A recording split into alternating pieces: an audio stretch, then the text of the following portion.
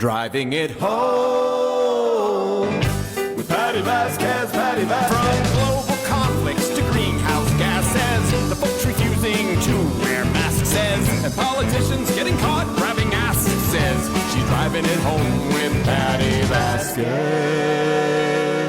Hello, and thank you so much for joining us today. I hope that you are happy, healthy, and safe wherever you're tuning in from. And we want to thank our sponsors for making these conversations possible. Of course, we want to thank our friends from Source Solar. Go to source.solar and learn about the great work that they do there. On May 13th, I will be broadcasting from Madison at the Monaco Brewing Company tap room there. And I also want to say hello to our friends listening on KKNW in Seattle, Washington, as well as our friends listening on 950 AM on KTNF, the progressive voice of Minnesota, tuning in. Of course, we're broadcasting here on WCPT 820 Heartland Signal. And one of our other sponsors joining us in studio, our friends from the way back in, joining us. And we've talked in the past to our friend Anita. Anita Pindiur joins us again. Hey, Anita. Hello. Thank you for coming back and not being scared off by all my questions and personal stories. And joining us as well today is Dr. Celeste Napier, who is a professor in the Department of Psychiatry at Rush University. She's also the director for the Research and Education Center for Compulsive Behavior and Addiction. And was Anita telling you about how scary it can be to be on my show? I'm looking forward to it. We're looking forward to having you as well. And now, since we last saw you, Anita, I know that you guys have had a lot of great programs in March. You had a lot of great artwork that was contributed and submitted. Did we end up with all the winners and announcing? We did. So the announcements haven't happened yet. Okay. We are saving the announcements, and everybody's welcome. So June 5th and 6th, and on June 6th for lunch, we will make the grand unveiling at the Illinois Council on Problem Gambling 2-day conference. And so I'll send you all the information so you can post it on your website. But more information is available on either icpg.org or areyoureallywinning.com. Excellent. And everybody can come and see, and then we'll have everything available online for viewing. Oh, I was gonna ask too. Is can we check out what folks have submitted? Yeah. Now, Doctor, I was wondering, Dr. Napier. So tell folks a little bit about the "Are You Really Winning" campaign, because I know folks are kind of hearing it more prominently this year than they have. We've heard not just on my show, but I've heard on a lot of different stations. So tell us a little bit about this campaign. Well, if I may, I'm going to toss that ball back to Anita. Because she's really in charge of this excellent program. It's very exciting, and as someone who is very interested in addiction education, and also translating science to the community, I think this is a brilliant approach, and I'd like her to sort of spend more time with the details. Well, thank you. So as you know, it's kind of just that whole public awareness of making sure that everyone in Illinois is aware of the resources, of the help, the signs, the symptoms, the science behind gambling use disorders. So we want to make sure that everybody is aware of what it is, what it can be, as well as if I think I have a problem, how do I get help? Or if I think I might have a problem, how do I find out if I have a problem? And so a majority of that is available on the website, areyoureallywinning.com, or calling 1-800-GAMBLER. But we do a lot of also events with the Illinois Council on Problem Gambling. One of those, Dr. Napier just had a conference in March for many professionals. Another one's coming up Thursday, and then again the one in June. And we want to make sure that everybody in the state is educated and well aware of what is and how it happens. But we wanted to have Dr. Napier here today so she can tell you a little bit more about what actually happens in your brain and why is it that this happens. Well, and I also wanted to, before we get into the science of it too, because we've talked, people have talked for years, and we've gotten more comfortable talking about, drinking addictions, alcoholism, and drug addictions, and even for a while, people were talking about sex addictions, right? But gambling, because of it's for fundraisers or it's what families do. I think that it's so important, and I'm so grateful that you guys are making this a prominent campaign for folks. So thank you. Yeah, and that's what we really want to do, right? To make it that name brand, make it that conversation, make it one of those conversations you're having at the dinner table, with students, with kids, your kids going off to college, have that conversation. We hear so many people while they're in college, returning from college, saying, I didn't think this could be a problem. I didn't even think about it. And parents just saying like, well, like we played bingo, we did card games, right? Maybe we went to the horse tracks together, but we never thought it could be a problem. And so just making people aware of what it is. And we don't want to scare anyone. Majority of people have the ability to gamble responsibly, but there is age limits. There are developments with the brain. We want to make sure that everybody's aware of it and just open up that conversation. And if you do think somebody's struggling, how do you open up that conversation and allow them to have this ability to get help? Sometimes we just need to make that tough decision and say like, hey, I think you might have a problem. Let me help you. Absolutely. So let's get into the science of it. So from that perspective, how can a gambling addiction begin, Dr. Napier? Well, I think it's important to sort of think about gambling addiction sort of in the same arena that we're comfortable now, I believe, in thinking about substance use disorders and drug addictions, because gambling addiction, like these other forms of addictions, actually develops when someone repeatedly engages in that activity, in the gambling activity. And what happens is the brain is learning. It's learning about what gambling is all about, and it remembers the good feelings that are associated with that activity. So all forms then of learning and memory, just like learning to remember the good feelings of gambling, involve changes in brain chemistry and structure. And we know that with repeated gambling, the changes that take place in the brain involve those brain regions that are involved with emotions. That's the feeling good part. And these brain-related brain changes and memories can be quite profound, actually. And the desire to gamble may become so compelling that one may then feel they have to gamble just to feel normal. So we also know that trying to stop gambling can then produce anxiety and depression and a lot of uncomfortable feelings that is sort of indicative of a withdrawal-like syndrome, right? So this profile of the sort of brain and behavioral changes, science tells us that's what's associated with developing problem gambling or its extreme addiction to gambling. I don't think I've heard of it quite that way. Like, we kind of understand that, people start to rely on whatever it is that they're addicted to. We don't necessarily think of it as the brain learning and then seeking those sensations out. So tell us a little bit more about what's going on in the brain during an addiction, and maybe describe the brain behavior of an addict, of addictions. Sure. And I think the way you stated that was really lovely, because it is important to recognize that during these activities, we're actually hijacking the very same brain processes that we use to remember and to learn. And hopefully our listeners are learning something today, and these same synaptic plasticity processes are ongoing. And that's what happens when we learn to associate different addiction-like activities with feeling good. And so the way you said that, I think, is really nice. But what's really important to recognize here, I think, is that, of course, the building blocks of the brain are cells called neurons.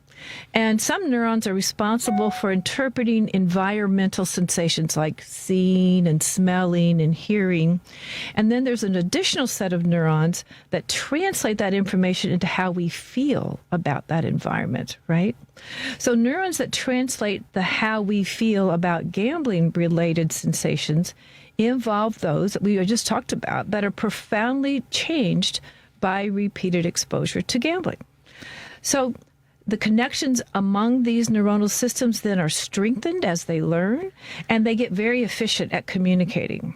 So the message that they communicate then can include an intense need to gamble, this newly formed intensity to engage in that activity. And this message then can override normal communication among neurons that are typically used to make healthy choices.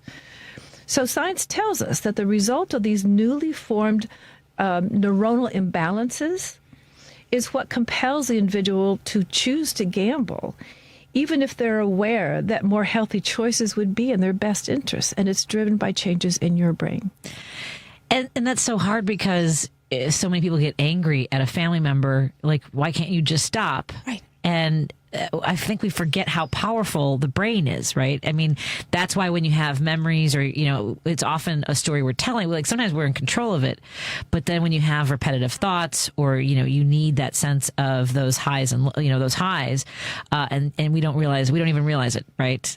we don't have complete control over our brains, is what I'm saying, do we? At some point, Yeah, I feel that what happens is that the parts of the brain that are really effective, that are affected by this behavior, are those particular brain regions that are involved in decision making, in making choices, in making healthy choices versus choices that may not be so healthy. So if those brain regions then become compromised because of the neuroplasticity, because of the synaptic strengthening, because of those systems that are overriding the capacity to make healthy choices, then it becomes very difficult to reverse this, to change this, to improve this. And so, yes, I still feel like that we still are the master of our own head, but it's very, very difficult. And I think that's what's really important to realize, is that we do have the capacity to recover, to change, to relearn, to, the brain continues to be plastic,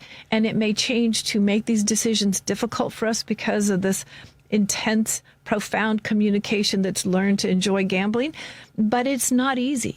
No. And I think we have to appreciate the fact that just like if you have chronic heart disease or other chronic disorders, that those organs that are involved are changed, and it's very difficult to get them healthy again. The brain is just another organ, and it's in a similar category to those kinds of situations when it comes to recovery. But in the sense that it responds to emotions, it gets shaped by emotions, and that's wild, right? Because we think about drug addiction or alcoholism. The idea is like it's that the chemicals that are changing the brain. Whereas now I'm understanding this better, in that it's both. It's both the way you feel altered with a chemical addiction, but also your brain telling you that you need to have that altered feeling. But this is chasing after an emotion of winning, or even like the valleys of losing. There's still that like adrenaline.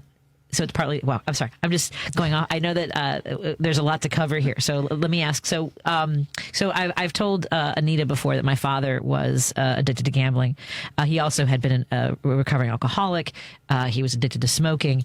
And I don't know, I don't think that we were paying attention when it went from just playing card games and going to the racetracks, and then, being on the boats. He used to be on the gambling boats, the floating casinos. So what are some of the signs of a gambling addiction that we maybe should have been hopefully more aware of? Well, perhaps we could couch this in a similar way of what were the signs when you notice that, your loved one had problem with alcohol use or had problem with nicotine use. It becomes compelling. They seek it out. It becomes very, very important in their life. They need it to feel normal. And so those same kind of parameters really do translate into gambling disorders.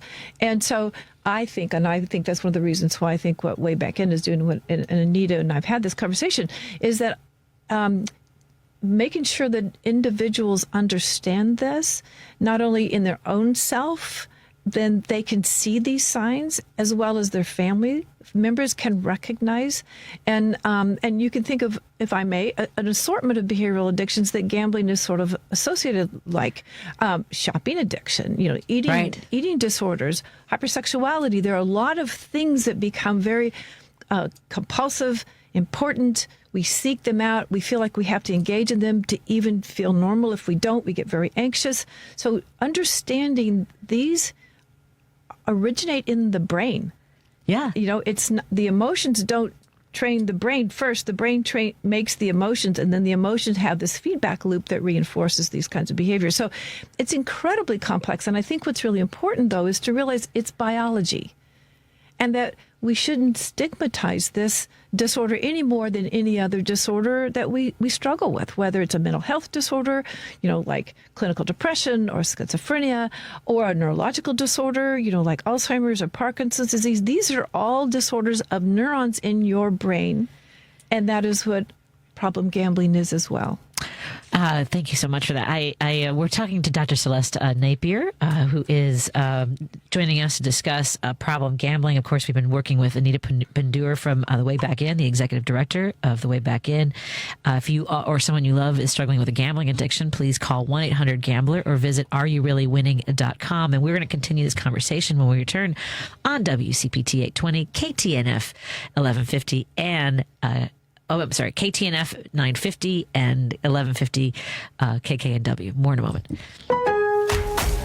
Spring into deals with fresh savings at Lowe's. Right now, get 5 Stay Green or premium 2 cubic foot mulch bags for just $10. Plus, get up to 35% off select major appliances and save $50 on every $500 you spend on select LG appliances. Shop in-store or online today. Lowe's, we help, you save. Valid through 4/30. Selection varies by location. While supplies last. See associate or Lowe's.com for more details or qualifying items. Excludes Alaska and Hawaii. Being blind doesn't always look how others may think. Retinitis pigmentosa aimed to overwhelm my family. It tried to cut me down. I know where to find support and where I can be seen.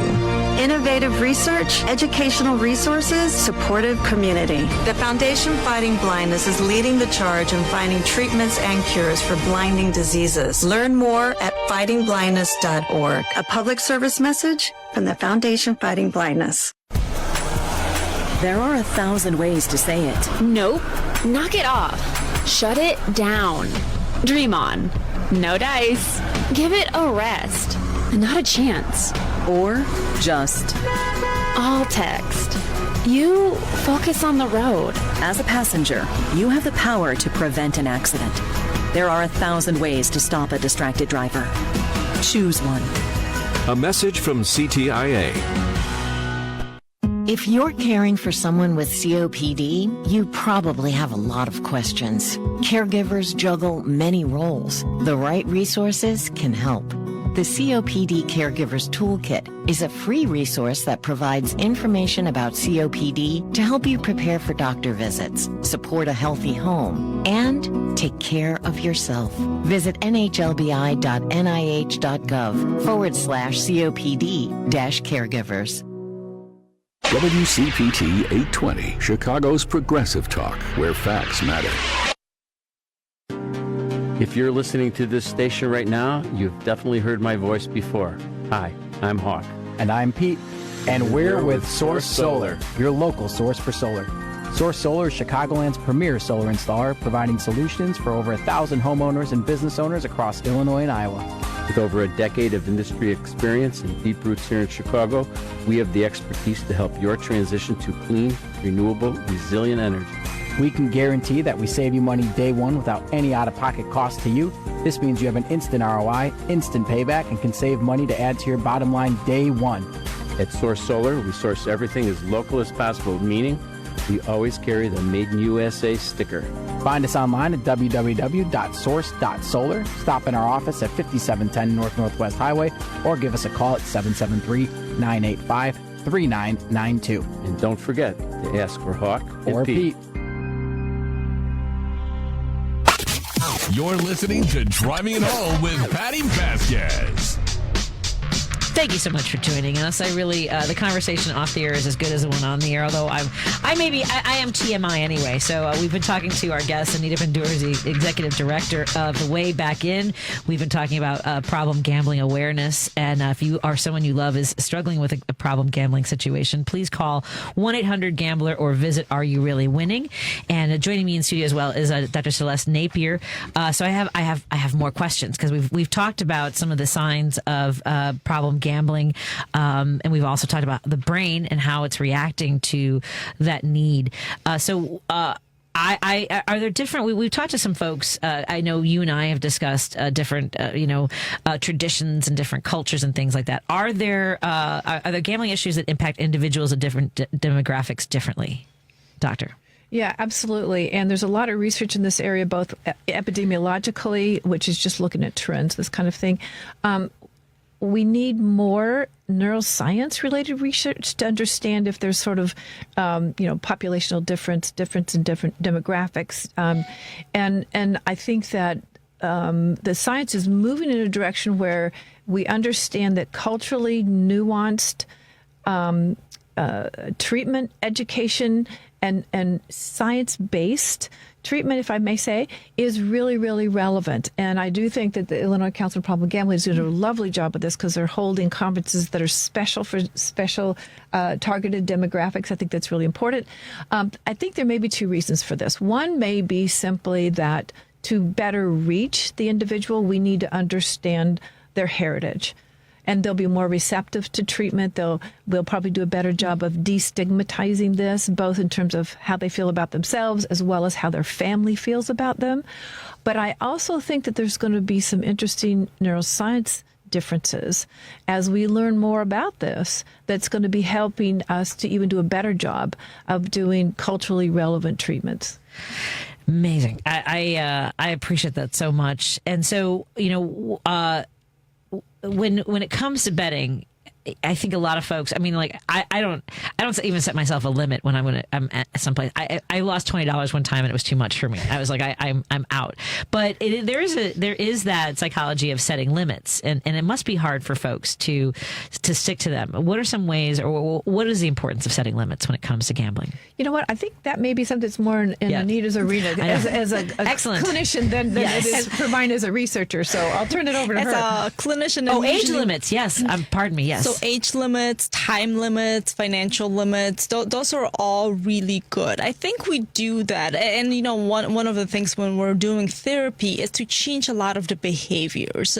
And we know that as behaviors change, and the doctor can correct me, but as behaviors start changing, that's when kind of some of that brain starts changing. And so it's that kind of loop system, right? That closed loop system of change kind of allows for more change.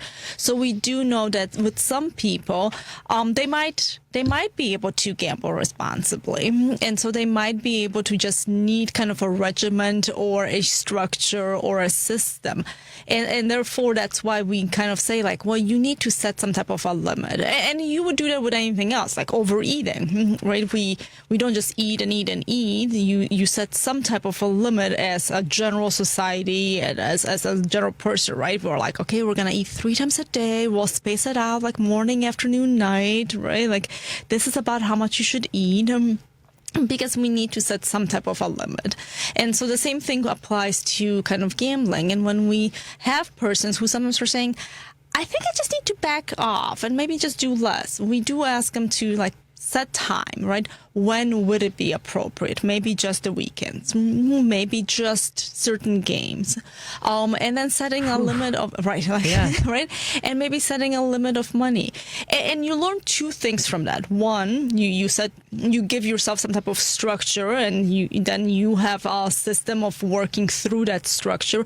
And it is then something that it can be done for fun versus for funds or for the ability, like, oh my God, I'm gonna win $1 million, right? Like, that gambling should just be for the enjoyment. And maybe you're saying, every time I get together with my buddies, we go out, this is when we have 3 beers, and then we also gamble. And I'm going to spend $20, right? And you set those limits for yourself.